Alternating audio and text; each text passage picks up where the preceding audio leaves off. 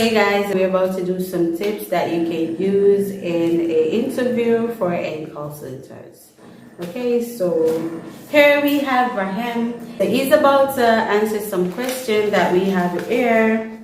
So usually the interview would ask, why did you leave your first job? Say.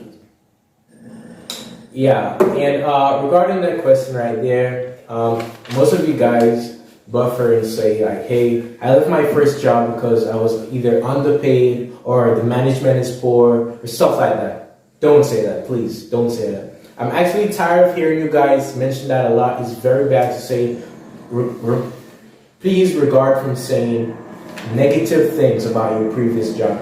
What you could say though is like, hey, I love my previous job, but I left because I want to learn new things, I want to adventure more in the BPO sector, or you have an open mind to different opportunities and more. You can say like, hey, the company that I was working at doesn't provide da-da-da-da-da, and you guys have it, and that's why I'm here. So just remain positive and paint that beautiful picture about your past BPOs. That way it can provide the interviewer with an impression of, hey, you know what you're doing and you had no problems with your previous job. So that would be a best answer for you guys. Okay, great. That's awesome. Yeah, so usually the interview would ask you, like, tell me about yourself. What would be the best answer that they could give the interviewer? Honestly, tell me about yourself. That's a pretty simple question. What you guys can do is don't speak mainly about yourself. Say like, hey, I'm 21. I have 3 kids.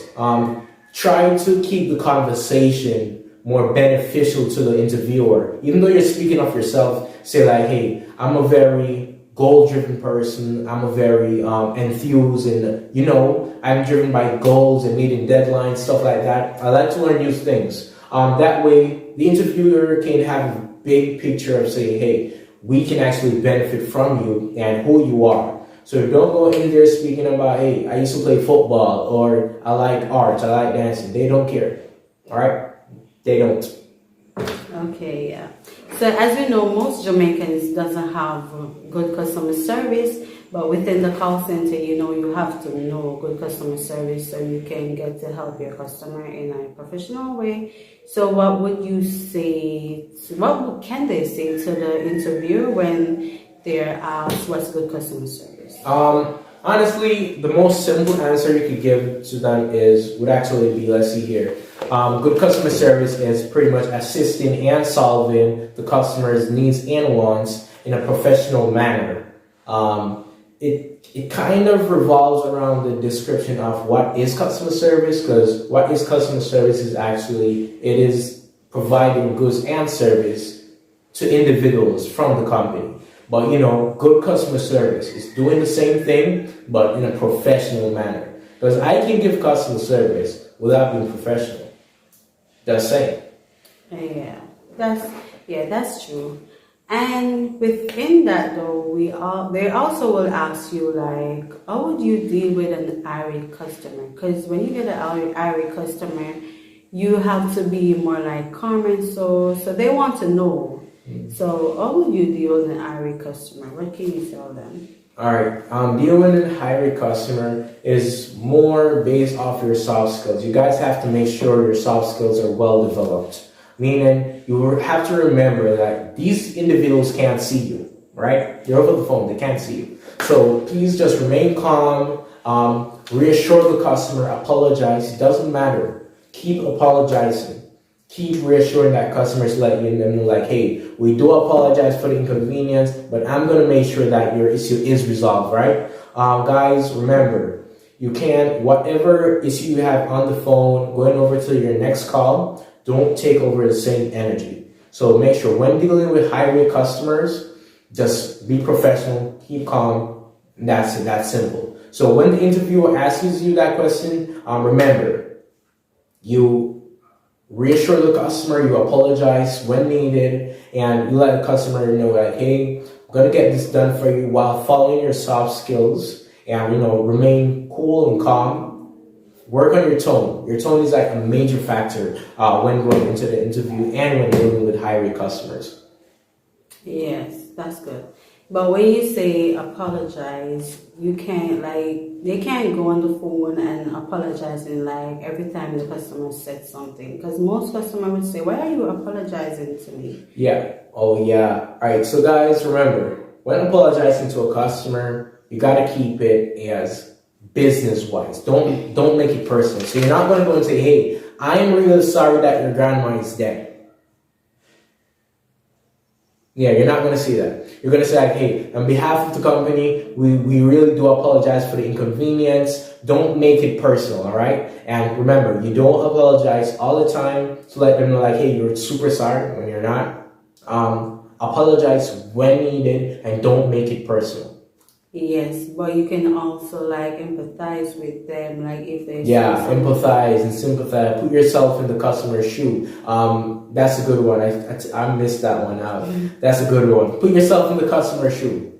You're good to go. Mm-hmm. Okay, yeah. So even though the interviewer also asks what is your weakness? Yeah, you can answer that for them. All right, what's your weakness? Guys, please. Do not go into interview and say, hey, my weakness is arriving on time. My weakness is dealing with angry customers, or my weakness is, do not keep the conversation positive, please. Please keep the conversation positive. So you're going to say, let your weakness be like a strength. You can say, hey, my weakness is I like to stay on the phone with customers for too long when it's not necessary. Say hey, I'll spend even 2 hours in a call because I just love to speak. And that's my weakness, because if I made that call shorter, I could even speak to 3 more individuals and, in the meantime. But I like to stretch out my call. So that's my weakness, because I like to speak. But at the same time, it's positive and it is a strength, because they want to know that, hey, you will be beneficial to them. You're going to speak to your customers. So don't let your weakness be just a straight weakness. You got me? So you got to keep it revolved around the positive side. Let your weakness be a strength. Yes, good. So what would you say about what is your strength? Hey, you guys know your strength. You know your strength is to hit that that like button below and hit the subscription button, and that's your strength. You know your strength. You got me? Mm-hmm. You're gonna go and you're gonna say, hey, my strength is arriving on time, meeting deadlines. You know your strength.